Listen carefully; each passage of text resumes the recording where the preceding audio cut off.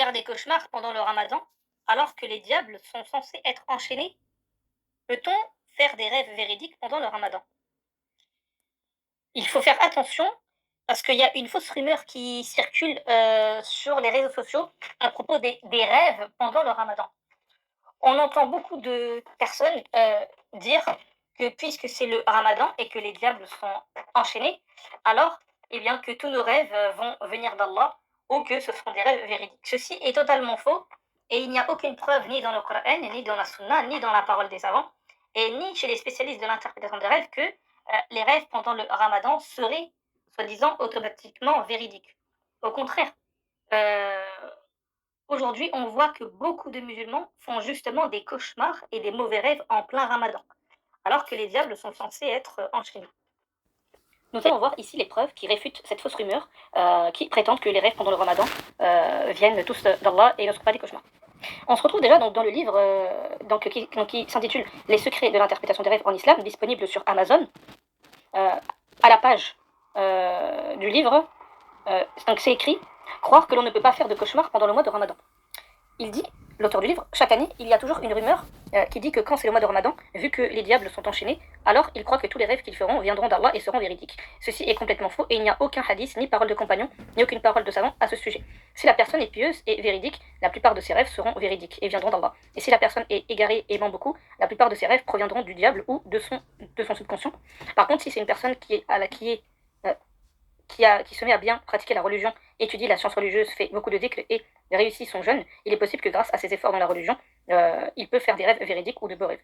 Et il devra prendre ce signe comme une incitation à devenir pieux et scrupuleux pendant toute l'année, car il s'abandonne à la pratique et s'égare comme le restant de l'année. Il fera de moins en moins de beaux rêves ou de rêves véridiques, et il fera beaucoup de rêves qui proviennent de son subconscient ou du diable. Ceci est le complément par rapport à la parole rapportée par Ibn Hajar qui dit que Al-Muhallab a dit « La plupart des rêves des gens pieux sont véridiques. Ils peuvent quelquefois avoir des rêves confus, mais cela est très rare du fait de la difficulté que trouve le diable à les influencer, contrairement aux autres musulmans qui sont facilement influençables par le diable. » C'est dans le Fatwa al-Bali, volume 2, page 363. Ensuite, nous avons le hadith qui parle du mois du Ramadan. Et le prophète alayhi salatu wassalam, donc rapporté par Abu Huraira, a dit « Le mois du Ramadan vous est venu. C'est un mois béni qu'Allah vous a imposé de jeûner. Durant ce mois, les portes des cieux sont ouvertes, les portes de l'enfer sont fermées et les diables sont enchaînés. Allah a dit dans ce mois une nuit qui est la meilleure que 1000 nuits, celui qui est privé de son bien est vraiment de tout bien. » Rapporté par An-Naza'i dans ses Sunan avec une chaîne de transmission authentique. Il faut savoir que ce hadith il a été expliqué de plusieurs façons. Et la première, c'est Ibn Hajar al-Asqalani qui cite plusieurs possibilités. Donc dans le volume 4, page 11, il dit que les diables sont enchaînés. Al-Halimi a dit « Il se peut qu'il s'agisse ici des diables qui écoutent furtivement et volent des paroles du destin dans la Surat al-Jinn, et que leur enchaînement survient durant les nuits du Ramadan seulement et pas en journée. Il se peut aussi que le sens voulu est que les diables n'affectent pas les jeûneurs comme ils les affectent en temps normal, du fait que les jeûneurs sont occupés à faire le jeûne qui les prive de leur désir et sont occupés à lire le Coran et à évoquer Allah. D'autres dire, ce qui est voulu par les diables qui sont enchaînés ici, et certains d'entre eux, les rebelles parmi eux, comme ceci cité explicitement dans de nombreuses narrations chez l'imam Tirmidhi, Ibn Khuzayma et d'autres. Encore d'autres explications, comme l'imam Abdelwali al-Baji al-Maliki dit dans Al-Muntaqa, donc l'explication du Muwatta de l'imam Malik au volume 2, page 75, il dit que les diables sont enchaînés, peut être interprétés de plusieurs manières. Il est possible qu'ils soient véritablement enchaînés et ainsi privés de certaines choses qu'ils ne peuvent pas faire que quand ils sont libérés. Mais cela ne veut pas dire qu'il est totalement impossible pour eux d'agir. Parce que celui qui est enchaîné avec des chaînes qui le lient du cou aux mains peut toujours parler, réfléchir et faire beaucoup d'actions. Il dit aussi, il est possible également que ce mois, vu sa bénédiction et la récompense des actes en son sein, les diables y sont comme s'ils étaient enchaînés, car les actions où ils mènent sont peu efficaces et leurs égarements n'affectent pas le jeûneur. Louange à Allah qui accorde à ses serviteurs sa grâce. Et il dit aussi, il se peut également que ce soit une partie seulement des diables qui soit totalement bloquée.